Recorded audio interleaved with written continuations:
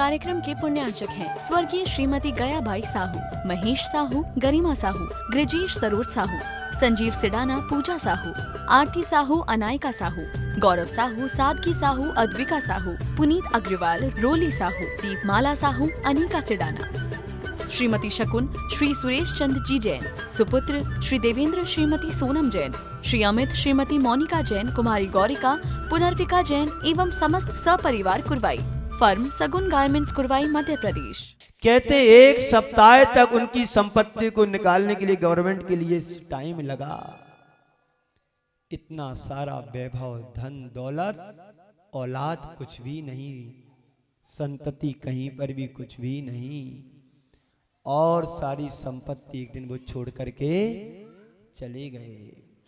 तो बंधुओं में कहना यही है कि पैसा कमाओ पर गमाने के लिए नहीं, परोपकार में लगाने के लिए। आपके द्वारा कमाया हुआ धन,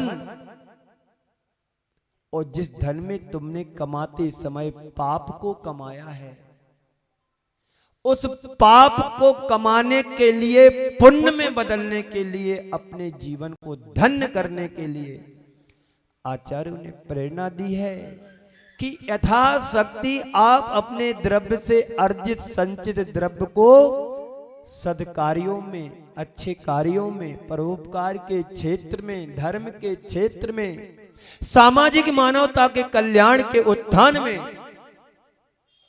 हमें अपने द्रव्य का सदुपयोग करना चाहिए। तभी तुम्हारे द्रव्य की, धन की शोभा है, कीमत है। वरना ये धन तो हाथ का मैल है। एक वेश्या भी धन कमाती है लेकिन उसके धन की कोई कीमत नहीं होती है। एक सज्जन पुरुष भी धन कमाता है, वो पर परोपकार में लगाता है तो उसका जीवन धन्य हो जाता है। बंधु,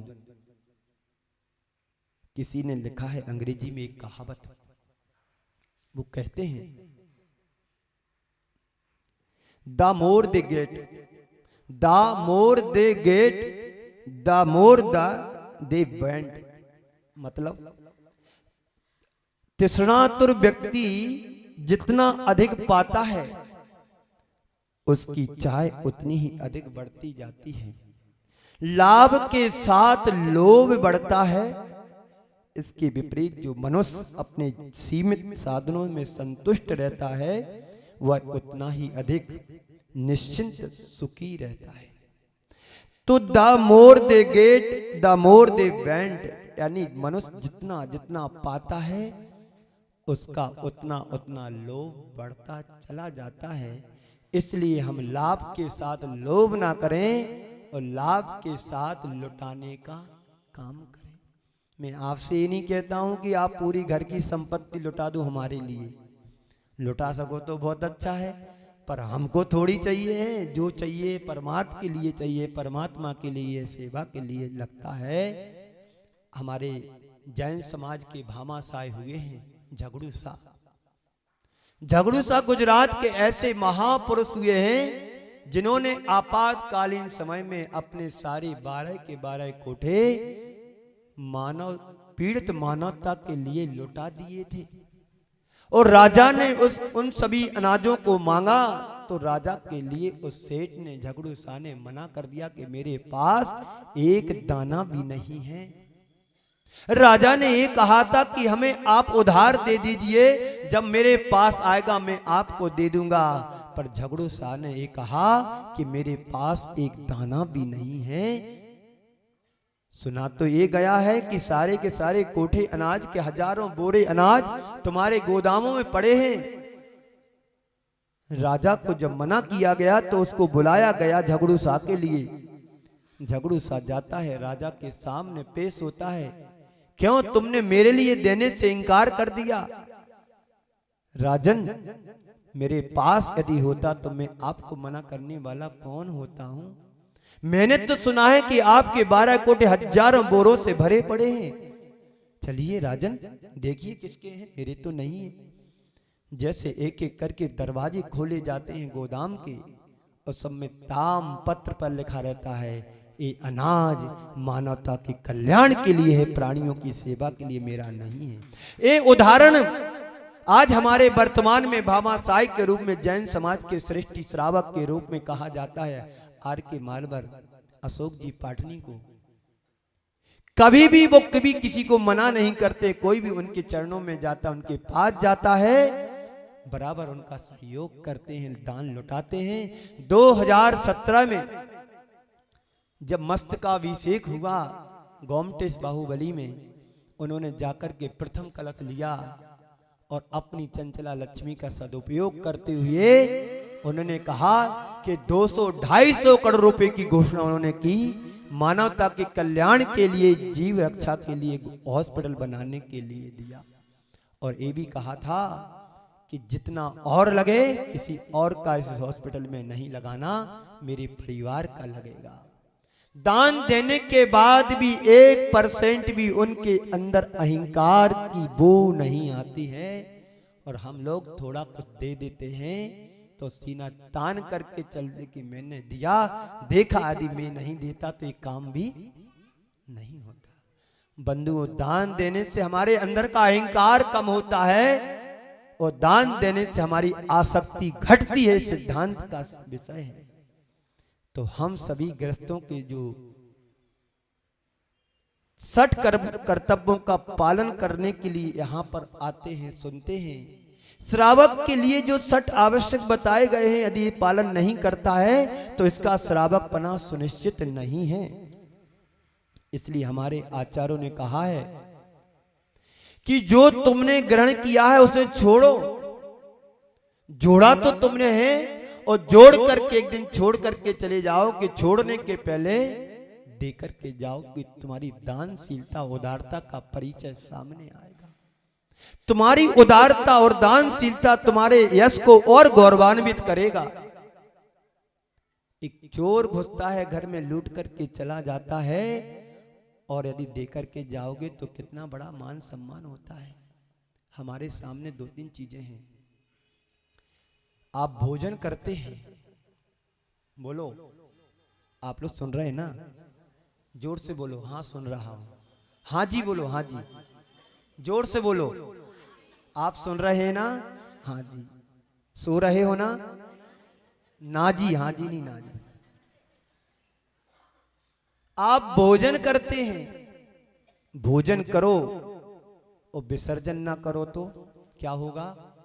तकलीफ होगी, पीड़ा होगी, पेट में दर्द होगा, ना जाने कितनी कितनी तरह की बीमारियां तुम्हारे जीवन से जुड़ जाएंगी। जितना भोजन करना जरूरी है उससे कहीं ज्यादा मल का विसर्जन करना जरूरी है। आप श्वास लेते हैं तो श्वास को छोड़ना भी तो जरूरी है। जितना श्वास का लेना आपके लिए आवश्यक है उससे कहीं ज्यादा श्वास को छोड़ना भी आवश्यक है। गाय हरी सूखी घास खाती है और तुम्हारे लिए स्वादिष्ट दूध देती है। संत कहते हैं जितना भोजन करके मल का विसर्जन करना जरूरी है, जितना श्वास को लेकर के श्वास को छोड़ना जरूरी है, उतना ही तुम जितना धन को कमाते हो, कमाने के साथ तुम्हें त्याग करना भी जरूरी है। तो जो तुमने ग्रहण किया है उसको छोड़ो। जोड़ा है तो छोड़ना भी जरूरी है। गाय घास खाती है, रूखा सूखा भूसा खाती है और हमें बदले में सरस दूध प्रदान करती है। पर इंसान है कि अच्छा अच्छा खाने के बाद भी क्या देता है बदले में? अच्छा देता है। बुरा क्यों कहूं मैं? मधुर संभाषण देता है। मैं आपके यहां घर जाता हूं, आपके द्वारा हुई जो कुछ भी सामग्री है ग्रहण करता हूं, उसके बदले में क्या देता हूं? बोलो। आप एक बार देते हैं, मैं दिन में 10 बार देने के लिए हम जैसे साधु तैयार रहते हैं। तो ये शिक्षा लेना है, तुम 10 बार खाओ, कम से कम एक बार मधुरता से तो बोलो। लेकिन सर्प एक होता है, उसको दूध पिलाओगे तो क्या देता बदले में? जहर देता है। हमें सर्प नहीं बनना है, हमें भगवान पारसनाथ बनना है। हमें सिंह नहीं बनना है, भगवान महावीर बनना है। पर आप बन क्या रहे हैं? तैयारियां किसकी हैं? शेर की है? नहीं है शेर की। शेर जैसा पाप भी आज नहीं है। कहते हैं जो हिंसक प्राणी बनते हैं वो तीव्र संक्लेश परिणामों के द्वारा क्रोध के कारण बनते हैं। तीव्र मायाचारी के कारण बनते हैं, दुर्गति के पात्र बन जाते हैं। पर संत कहते हैं तुम सदगति के पात्र बनो, और सदगति के पात्र बनोगे तो जीवन का कल्याण होगा। तो ग्रहण करोगे तो कुछ हासिल नहीं होगा, और यदि ग्रहण के साथ तुम छोड़ोगे तो जीवन तुम्हारा बनेगा। बंधुओं, जीवन तुम्हारा बने, बिगड़े नहीं। आप थोड़ा विचार करो कि कोई व्यक्ति 25 वर्ष की उम्र में 5 लाख से व्यापार प्रारंभ करता है। कितने लाख से? 25 वर्ष की उम्र में उसने व्यापार शुरू किया 5 लाख रुपए से, और 75 वर्ष की उम्र तक जाते जाते उसने 50 लाख रुपए का व्यापार कर लिया। हुआ ना इतना? 25 वर्ष की उम्र से 5 लाख का व्यापार किया, और 75 वर्ष की उम्र तक पहुंचते पहुंचते जीवन का अंत उसका हो गया। 5 से 50 तक तो पहुंच गया। मैं आपसे पूछना चाहता हूं, उसने अपने जीवन के लिए क्या किया? उसने पैसा जोड़ा, और जोड़ करके अंत में छोड़ करके चला गया, पर उसने अपने लिए कुछ नहीं किया। ये सब किसके लिए किया? बाहर के लिए किया, दूसरों के लिए किया। पर संत कहते तुम कमाओ, खुद के लिए कमाओ, अपने लिए कमाओ। खुद के लिए कमाओ और खुदा के लिए कमाओ। अपने लिए कमाओ, अपनों के लिए कमाओ,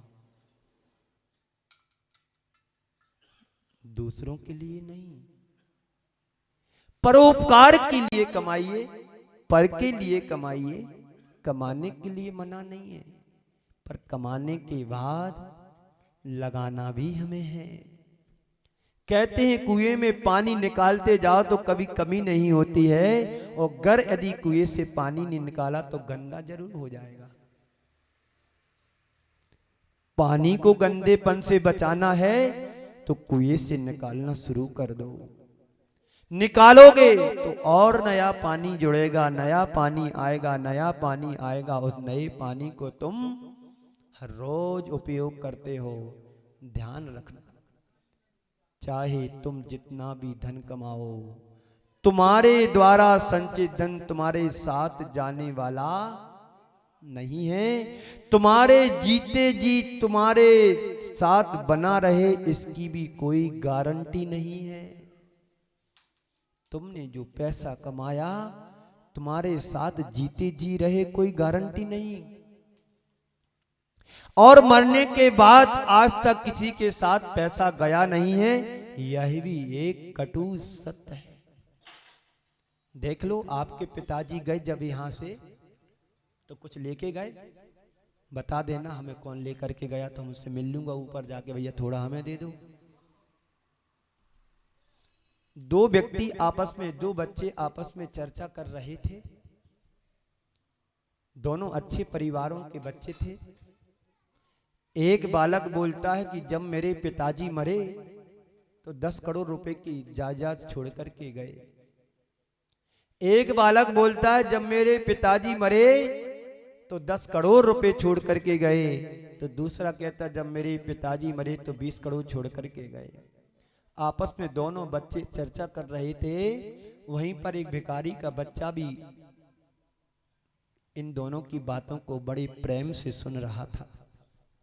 उन दोनों की बातें सुनकर के उसने कहा तपाक से, हे मूर्खो, क्या कहते हो? मेरे पिताजी मरे 10 करोड़ छोड़ गए। दूसरा कहता मेरे पिताजी मरे तो 20 करोड़ छोड़ कर गए, और जब मेरे पिताजी मरे थे तो सारी दुनिया छोड़ करके गए।